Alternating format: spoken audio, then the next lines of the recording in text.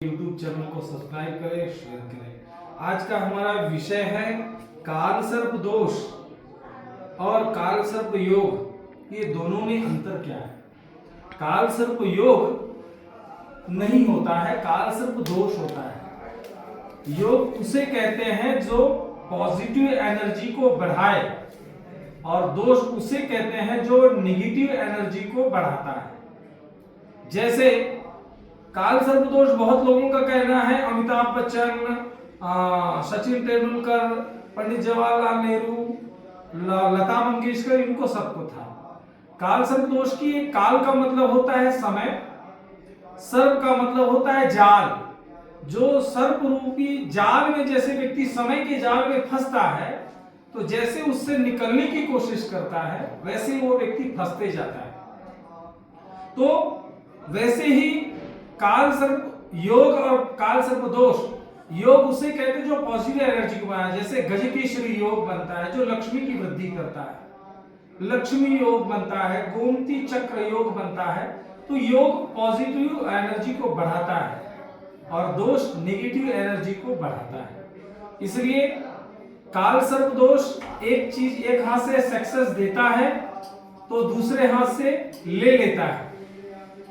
जैसे पंडित जवाहरलाल नेहरू, इनको सक्सेस इतना दिया कि उनका नाम और शोहरत अच्छे स्तर पे पहुंच गई, लेकिन लिया क्या उनसे आप पूछेंगे तो कालसर्प दोष ने उनका वैवाहिक जीवन का सत्यानाश कर दिया। एक हाथ से सक्सेस दिया, दूसरे हाथ से उनका सुख को छीन लिया। कालसर्प दोष टारगेट देता है, जैसे किसी को तन की भूख होती है, किसी को मन की भूख होती है, किसी को धन की भूख होती है, एक प्रकार का नशा देता है। इसलिए काल के चक्र में व्यक्ति फंसते जाता है। इसमें करना क्या चाहिए? तो आज का विषय हमारे पास लोगों ने कहा कालसर्प महापूजा क्या होती है या फिर कालसर्प शांति क्या होती है। तो काल पुरुष राहु नामक ग्रह से लगता है। जैसे प्रत्येक ग्रहों का अधिदेवता प्रत्यय देवता है। सूर्य का ईश्वर और अग्नि, चंद्रमा का उमा और आप, मंगल का स्कंद और पृथ्वी, बुध का विष्णु और नारायण, गुरु का ब्रह्म और इंद्र, शुक्र का इंद्र और इंद्रायणी, शनि के यम और प्रजापति, राहु का काल और सर्प, इसलिए शॉर्ट नेम कहा जाता है काल सर्प, केतु का चित्रगुप्त और ब्रह्म, शनि का यम और प्रजापति, ऐसे नवग्रह होते हैं। ये 9 महामंत्री हैं। इन्हीं के कारण पत्रिका में काल सर्प, चांडाल योग, विष योग, ग्रहण दोष, पितृदोष, ये सब नाना प्रकार के लगते हैं। इसलिए काल सर्प महापूजा में होना क्या चाहिए? तो राहु का सर्वप्रथम जप होना चाहिए। आपकी सामर्थ्यता है तो कम से कम 4 गुना करो, नहीं है सिंगल जप संख्या करो। जिसकी जप संख्या 18,000 है, केतु की जप संख्या 17,000 है, इनका जप करवाइए और फिर काल सर्प की नागा प्रतिष्ठा करिए, जिससे वह दोष समूल निवारण हो जाता है। आना कहां की? भगवान त्र्यंबकेश्वर की नगरी में आना है और त्र्यंबकेश्वर नगरी में आके यह पूजन करना है। गोदावरी महाभागे महापातक नाशिनी, धर्मार्थ काम मोक्षाणाम, धर्म अर्थ काम और मोक्ष की प्राप्ति के लिए दूर दूर से लोग आते हैं। तो यह जगह में पावर है, ना कि पंडित जी के घर पे है, ना कि मंदिर में होती नहीं है पूजा। तो पंडित जी लोग अपने अपने घरों में करते हैं, लेकिन यह जितना पावर गोदावरी में है, गोदा का मतलब होता है भगवान गोधन, द्रवयती, आर्य शत्रु नाश करने वाली ऐसी गोदावरी मां दक्षिण वाहिनी है, जो आदि व्याधि पीड़ा निवृत्ति के लिए जानी जाती है। यहाँ पे गौ हत्या जैसे पापों का क्षमन होता है और श्रापित दोष, पितृदोष, ये नाना प्रकार के जंजालों से मुक्ति मिलती है। जिसके संतान नहीं हो, संतान की प्राप्ति होती है। जिसके घर में क्लेश रहता हो, दुख रहता हो, वो दूर हो जाता है। जिसको व्यापार में ऐश्वर्य नहीं मिलता हो, वह प्राप्त होता है। और इसमें गणपति पूजन से लेकर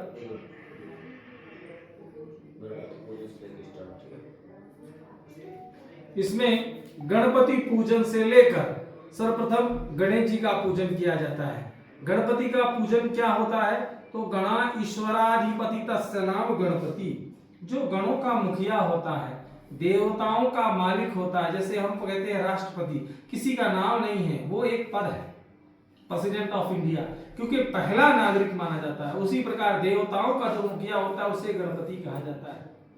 साउथ में आप जाएंगे तो वहां पे ये गणपति का पूजन नहीं, विश्वक्सेन गणपति का पूजन होता है। इसलिए मंगलम भगवान विष्णु मंगलम गरुड़ध्वजा, तो उसी प्रकार ये गणपति को मंगलम भगवान दंडी मंगलम मूषकध्वजा, दोनों ही मंगल करने वाले इसका गणपति का पूजन किया जाता है। उसके बाद जो विधि की जाती है वो पुण्यावाचन की जाती है। पुण्यावाचन का मतलब क्या होता है? आज का दिन कैसा है, तिथि क्या है, वार क्या है, नक्षत्र क्या है, ये मालूम नहीं है, वो तो आप निकाल के बताएंगे। शिव का वास है या नहीं है, नक्षत्र है या नहीं है, तिथि है या नहीं है, वार कैसा है, ये सब आपको देखना है। तो पंडित जी मुहूर्त निकाल के फिर आपको दिया जाता है। तो तिथि वार नक्षत्र योग करण देख के पंडित जी से प्रार्थना की जाती है कि पुण्य का अभ्युदय होना चाहिए, कल्याण होना चाहिए, रिद्धि सिद्धि की प्राप्ति होनी चाहिए, स्थिर लक्ष्मी आनी चाहिए, ऐसा ब्राह्मण से बुलवाना, उसे पुण्यावाचन कहते हैं। उसके बाद यहाँ पे कुल देवी का पूजन किया जाएगा। जो 16 देवी आप देख रहे हैं, गणेश गौरी आदि 16 मातृका उनको बोला जाता है, जिसमें मनसा देवी का भी पूजन किया जाता है, जो सर्पों की माता है। और आपकी कुल देवी जो होंगी उसमें गौरी, पद्मा, सची, मेधा, सावित्री, विजया, जया, देवसेना, स्वधा, स्वाहा, मातरो, लोकमात्रा, धरती, पुष्टि, था तुष्टि और आपकी कुल देवी। साथ ही आसरा देवी भी होती है, जिसको सप्तघ्न मातृका बोला जाता है।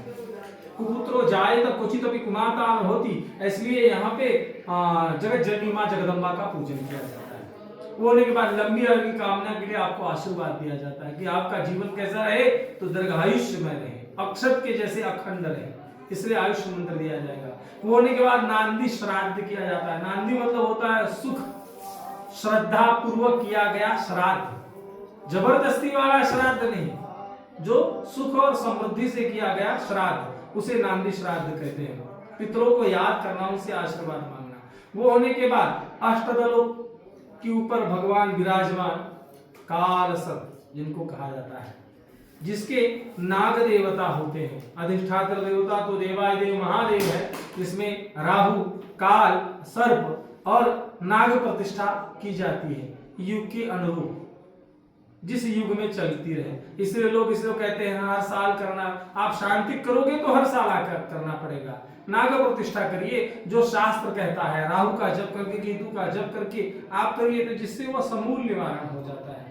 अब नहीं है परिस्थिति, इसलिए पंडित जी के पास ऑप्शन पूछ रहे हैं, इसलिए पंडित जी कहते हैं कालसर्प शांति कर लो, कालसर्प महापूजा कर लो, ये सब बताया जाता है। इसलिए उस मूर्ति का प्राण प्रतिष्ठा किया जाएगा। उसके बाद आदित्य आदि नवग्रहों का पूजन किया जाएगा।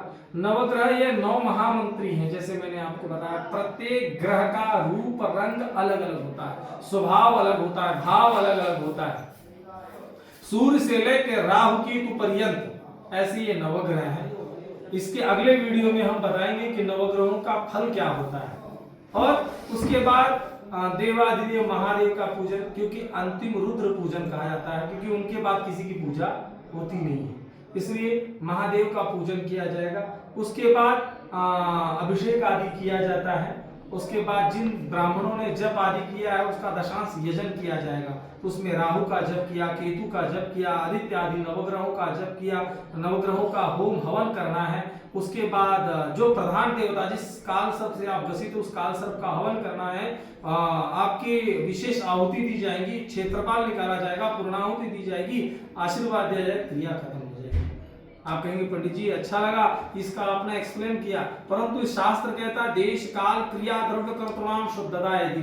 देश जिस जगह पर कर रहे हैं वो जगह सही होनी चाहिए, इसलिए पूजा मैं अपने घर पे नहीं करता हूँ।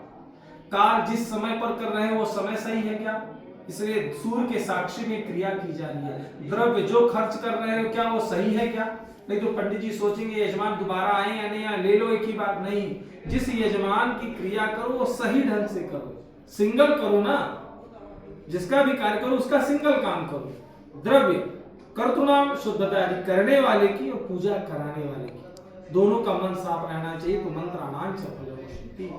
अगर यहाँ पाप लेकर आओगे, सोचते हैं 10 लोगों से बात कर लेते हैं, यजमान की ऐसी इस समय भ्रमित हो चुका है व्यक्ति, यहाँ पर 10 लोगों से बात करेगा, जो सस्ता करके वो देखता है। सस्ता कोई चीज नहीं मिलती है, सस्ता वही